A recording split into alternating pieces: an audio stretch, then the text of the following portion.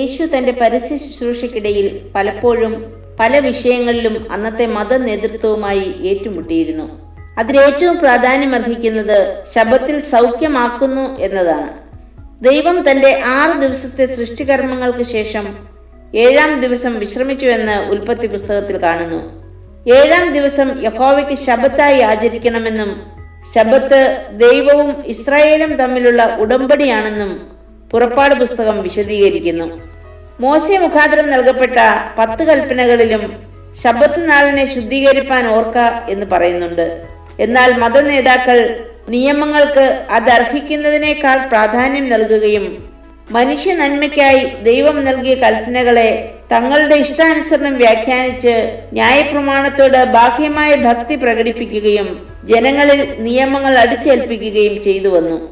യേശു നൽകുന്ന രോഗസൗഖ്യത്തെ പോലും ഒരു ജോലിയായാണ് അവർ കണ്ടത്. ഇങ്ങനെയുള്ള ഒരു സമൂഹത്തിൽ ശബ്ബത്ത് വിശ്രമത്തിനായി മാത്രമുള്ളതല്ല, പുനരുജ്ജീവനത്തിനുമുള്ളതാണെന്ന് മനസ്സിലാക്കി കൊടുക്കുകയാണ് കർത്താവ്.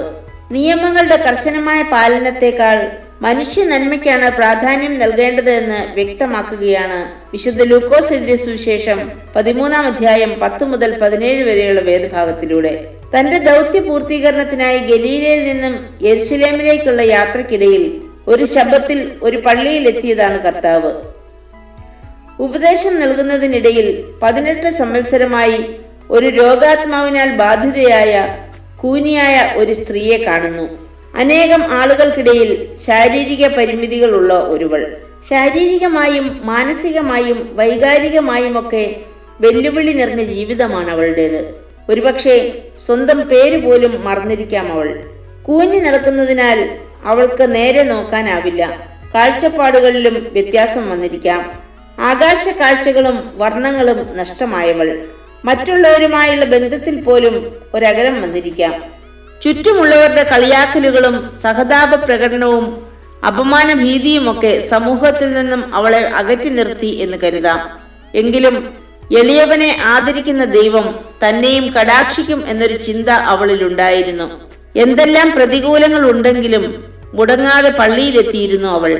തന്നെ സൗഖ്യമാക്കണമെന്ന് അവളോ അവൾക്ക് സൗഖ്യം നൽകണമെന്ന് മറ്റാരെങ്കിലുമോ ആവശ്യപ്പെടുന്നില്ല. വേദനയാൽ വിങ്ങുന്ന ആ ഹൃദയം കാണുവാൻ ദൈവപുത്രന് സാധിച്ചതിനാലാണ് അവൻ അവളെ അടുത്തേക്ക് വിളിച്ചത്. വിളിക്കുക മാത്രമല്ല, അവളുടെ മേൽ കൈവച്ച് രോഗബന്ധനം അഴിക്കുകയും ചെയ്തു. സൗഖ്യം നൽകുവാനും അടിമത്തത്തിൽ നിന്ന് മോചിപ്പിക്കുവാനുമുള്ള ക്രിസ്തുവിന്റെ അധികാരവും ശക്തിയും പ്രകടമാക്കുകയാണ് ഇവിടെ.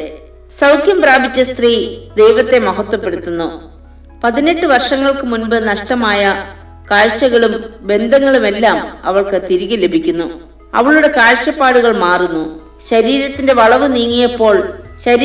വളവ് നീങ്ങിയപ്പോൾ പ്രിയപ്പെട്ടവരിലേക്കുള്ള അകലവും കുറയുന്നു. അവളുടെ കാത്തിരിപ്പും പ്രതീക്ഷയും വിശ്വാസവും നിഷ്ഫലമായില്ല. ജീവിതത്തെ രൂപാന്തരപ്പെടുത്തുന്ന ദൈവം അവളെയും പുതു സൃഷ്ടിയാക്കി മാറ്റുന്നു. എന്നാൽ പള്ളിപ്രമാണി നീരസപ്പെടുകയാണ്. നിയമങ്ങൾക്ക് മനുഷ്യനേക്കാൾ പ്രാധാന്യം നൽകുന്നവരുടെ പ്രതിനിധിയാണ് അയാൾ. മനഃപൂർവ്വമല്ലെങ്കിലും നാമും പലപ്പോഴും ഈ മനോഭാവത്തിന് ഉടമകളായി തീരുന്നുണ്ട് എന്നതാണ് സത്യം.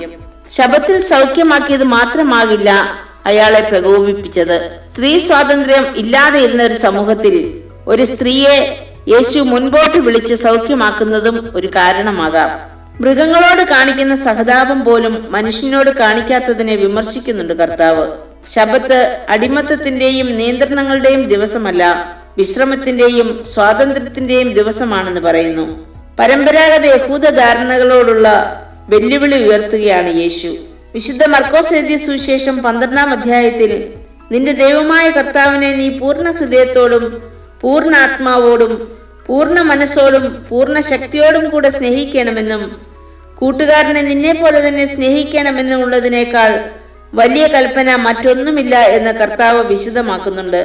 സൃഷ്ടിയുടെ പൂർണ്ണതയെ കൊണ്ടാടുന്ന ശബ്ബത്തിൽ ഒരുവനെ പൂർണ്ണതയിലേക്ക് നയിക്കുക എന്നതാണ് അനിവാര്യമായുള്ളത്.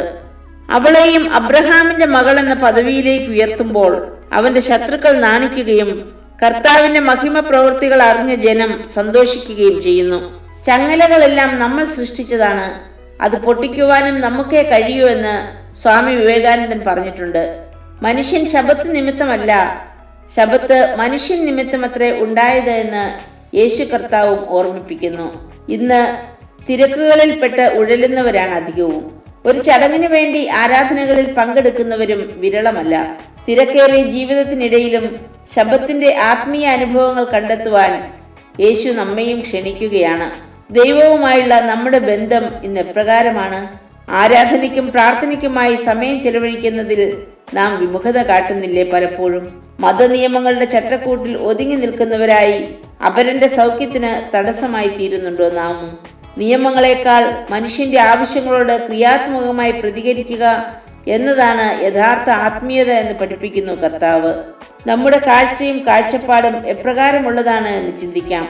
ആരാധനാലയങ്ങളും ആരാധനകളും പാരമ്പര്യങ്ങളും വ്യർത്ഥ നിയമങ്ങളും ഉയർത്തിപ്പിടിക്കുന്നതാണോ, അതോ അപരന്റെ രോഗസൗഖ്യത്തിനും മനുഷ്യ നന്മയ്ക്കുമായി തീരുന്നുണ്ടോ? ദൈവത്തോട് ചേർന്നിരിപ്പാനും പ്രാർത്ഥനയിൽ ഉറ്റിരിപ്പാനും ഉതകുന്നതാവണം നമ്മുടെ ആരാധനകൾ. അതേ പ്രിയരെ, തന്റെ വിലയേറിയ രക്തത്താൽ സാത്താന്റെ ബന്ധനത്തിൽ നിന്നും നമ്മെ വീണ്ടെടുത്തു യേശു കർത്താവ്. ആ സന്നിധിയിൽ സമയം ചിലവഴിക്കുവാൻ നമുക്കും സാധ്യമാകണം. നമ്മെ കാണുന്നവർ ദൈവത്തിന് മഹത്വം കരയേറ്റുന്ന വിധത്തിലാവണം നമ്മുടെ ജീവിതവും പ്രവർത്തനവും. മാത്രമല്ല, പലവിധ ബന്ധനങ്ങൾക്ക് അടിമപ്പെട്ടവരെ വിടുവിപ്പാനും നിവർന്നു നിൽക്കാനുള്ള ബലം നൽകാനും നമുക്ക് സാധിക്കണം. നന്മ പ്രവർത്തിപ്പാനും അപരന്റെ സൗഖ്യത്തിൽ ആനന്ദിപ്പാനും മനസ്സൊരുക്കമുള്ളവരാകാം. നമ്മുടെ പ്രാർത്ഥനകളും നോമ്പുകളും ഉപവാസങ്ങളുമൊക്കെ നമുക്കും മറ്റുള്ളവർക്കും ആത്മീയ അനുഭവമായി തീരട്ടെ. തിരുവചനം പറയുന്നു, വ്യർത്ഥവും പിതൃപാരമ്പര്യവുമായുള്ള നിങ്ങളുടെ നടപ്പിൽ നിന്നും നിങ്ങളെ വീണ്ടെടുത്തിരിക്കുന്നത് പൊന്ന്, വെള്ളി മുതലായ അഴിഞ്ഞു പോകുന്ന വസ്തുക്കളെ കൊണ്ടല്ല, ക്രിസ്തു എന്ന നിർദോഷവും നിഷ്കളങ്കവുമായ കുഞ്ഞാടിന്റെ വിലയേറിയ രക്തം കൊണ്ടത്രയെന്ന് നിങ്ങൾ അറിയുന്നുവല്ലോ. പ്രാർത്ഥിക്കാം. സ്നേഹവാനായ കർത്താവേ, ഞങ്ങളുടെ പാപബന്ധങ്ങളെ അഴിപ്പാൻ ക്രൂശിൽ യാഗമായി അർപ്പിച്ചതിനാൽ സ്തോത്രം ചെയ്യുന്നു. നീയുമായുള്ള ബന്ധത്തിലായിരിക്കാനും അനേകരെ നിങ്കിലേക്ക് ആദായപ്പെടുത്തുവാനും ഞങ്ങളെ ഒരുക്കണമേ. ആമേൻ.